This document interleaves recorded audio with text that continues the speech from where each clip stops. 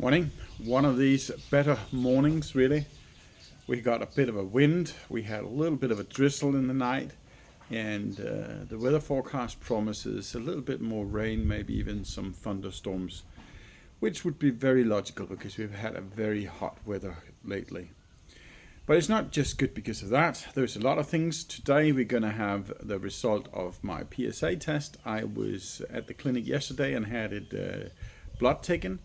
But because I was there about 1 p.m., they wouldn't be able to give me the result the same day. So I don't know when it's going to be.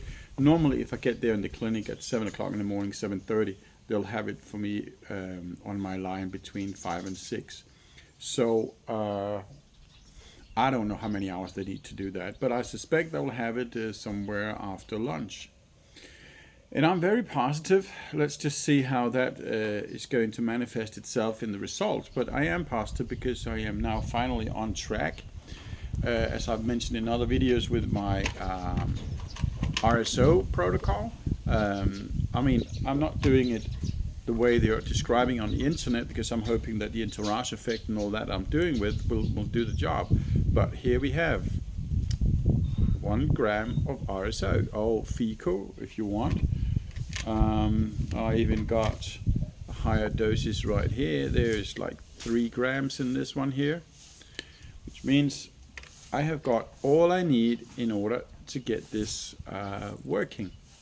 I've also got a few other changes. First of all, I got this here graviola leaf soursop, I think it's called also, which in one of the groups that I'm a member of alternative treatments.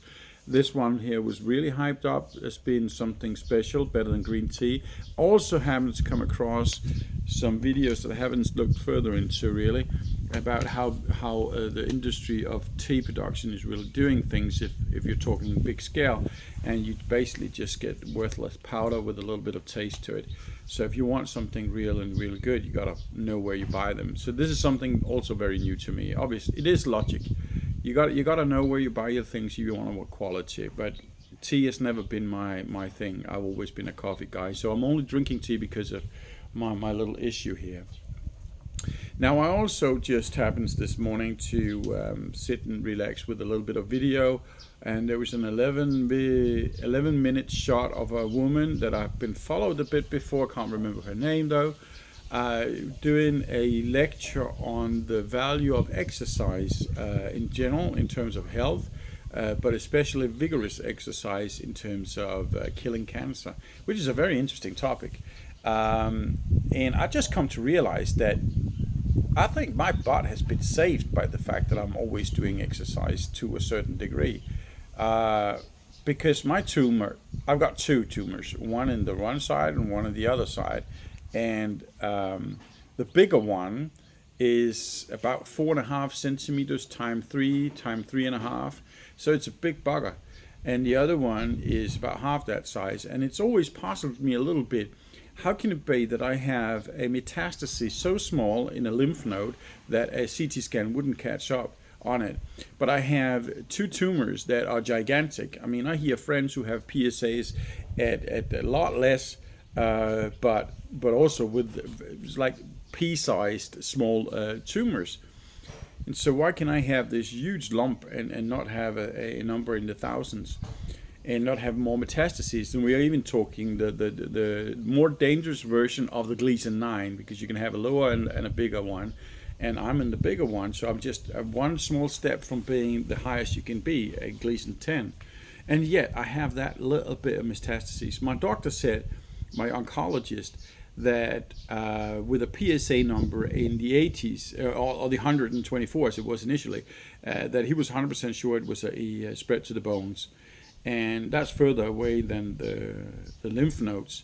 And so he wanted me to do a bone scan because that was obviously the way to go to. I don't think it has puzzled him a little bit too. How can I have that big of a number and yet not have really metastases? But I realized that might actually be, to cut this long ramble a bit shorter, because I'm doing exercise. Because it seems, according to that lady, that studies have been done out of UC Berkeley or out of Norway, out of various places, that because of the way of the shape of this cancer, then it cannot survive in a fast-flowing bloodstream. And if you're doing vigorous exercise, your blood is flowing very rigorously, very obviously, and the cancer just can't survive that, so it kills it. And I'm thinking, I might have the answer to the fact that I have such a big tumor and yet no metastasis worth mentioning, really. And that's simply because I've always been doing some running, and I have never had a fancy for just jogging a little bit. If I'm out there and finally get dressed up for a run, I want to push it, and I want to push it hard, and I love the pain that you feel when you're being pushed to the limit. And I was just checking my phone because she said the requirement for that to have an optimum effect on cancer, you have to do 150-minute vigorous training every week. So I was in there looking at my phone, and I can see I'm doing, almost without exception, minimum 150. I'm doing 200, 220 sometimes. And that seems to be the way it has been for ages now. And the times that I'm not at 150, I'm at 120 maybe. So really, really good. And that's very interesting for me, because that means that something that is obvious to most people, and also to me obviously, that exercise is good for you, now has some little more aspect to it where I got to focus on. It's not that I need to focus on really a lot. Like I said, my numbers are at 150 or above anyway, but it's all contributing obviously to my optimism in terms of what's coming today with the PSA test. So it's going to be very interesting. I'm really looking forward to it. And I'm not worried about it one bit, because first of all, cancer is moving very slowly, as we say, and it would be very contradictory if I'll end up with a number of 400 and 500, although nobody knows the future, so it could be. But the odds that it is the same or lower is very high, as I see it. And if it is lower than 78, then it's just fantastic, because they will normally test the PSA every 3 months and then take a look at how is it progressing from there. So if I got to look 3 months back, that was 78. If it's below than 78 now, that means in a 3 month span, which is what they measure in, my PSA has been dropping. Now it would have been dropping in every sense, because 78 was my lowest number, but it's just to say that if I then next month when I measure again and I gotta look 3 months back, then it's 86, because that was what it was at that time. It's just gonna be lower than that. Obviously I'll be working hard and adamantly to get it down to 0, so it doesn't really matter that much. Or not 0, but down under 4, let's just put it that way. So yeah, a very interesting day, and I'm going here in a few hours. I'll go pick up my son in the airport, and we're gonna have a blast for a few days out here in Thailand. So until next time, stay healthy.